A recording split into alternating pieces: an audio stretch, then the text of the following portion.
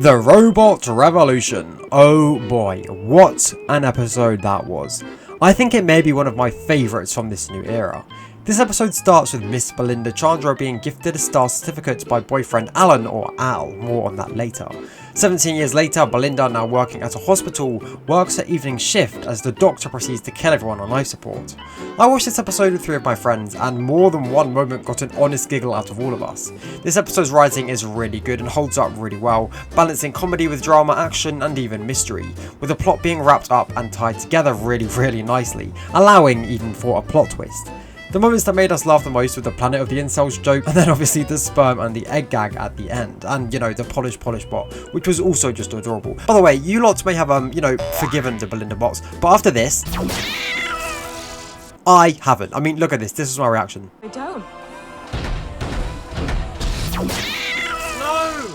Ruby then goes home to what I assume is a house share, and the whole thing honestly just feels very real. Her character feels much more human than Ruby did to me, and already so much better written. And that's not me talking bad about Ruby Sunday. Oh no. I really liked her as a character and the writing for her character. I just think I might already prefer Belinda. The fact she already gives the Doctor some stuff too really makes a difference as well, but we will touch on that when we get to it. As the episode goes on, the robots arrive for Belle and we get our weekly Mrs. Flood cameo. Ominous and hilarious as ever, with her not giving 2 figs, waving off Belinda. I'll take care, Belinda. Bye-bye. Whoa, what was that? Whoa, what was that? This time warp thing really was and is interesting. I'm assuming it's caused by something which will impact the finale, the fact the Earth has seemingly been taken or destroyed the day Belinda left Earth. So is the unit episode then set on that day, or are we going to find out what's happening if it's been taken rather than destroyed? I don't know, I guess we'll find out. I think that's the episode where we're going to find out a lot more about if the unit episode is set on the 24th or set before or after or during, whatever. I guess we'll, find out on episode 4.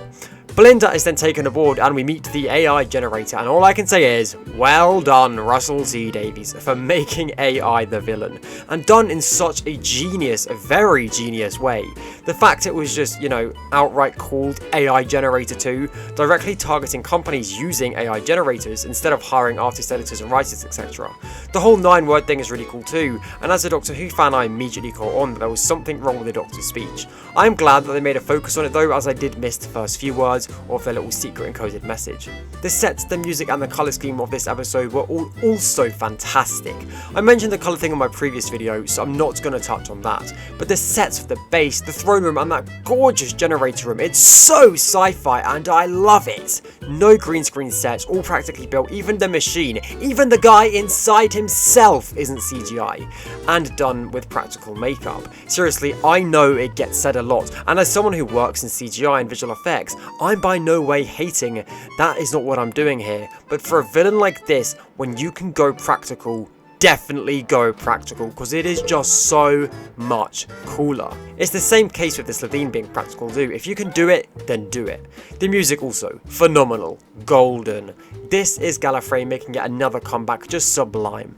The plot and pacing is all round lovely too, seeing some tension between Belinda and the rebels, really showing how she's not going to let the Doctor speak for her, or even necessarily lead her, taking matters into her own hands.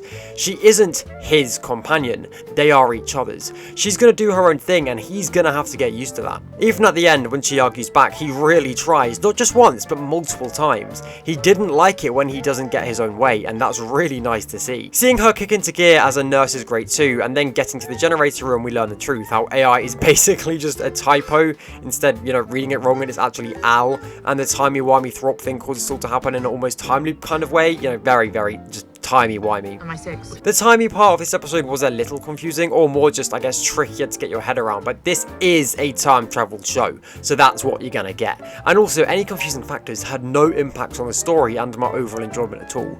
You can still grasp what's going on, and that's what's important.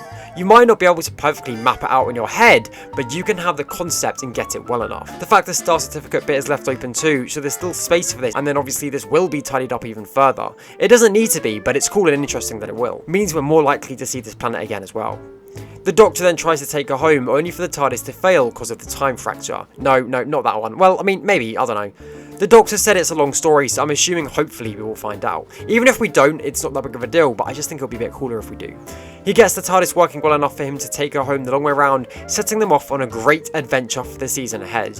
And then we get the reveal. The Earth isn't just out of bounds by some timey-wimey force field, but has in fact been destroyed, or displaced. Either way, it's been heavily damaged and attacked. So this series is going to be really, really good. So, is it slop or not? Not. Overall, I'd rate the Robot Revolution a 7.5 out of 10, which is really good because like Midnight is like a 10 out of 10. Subscribe for more videos and be sure to join the Discord below.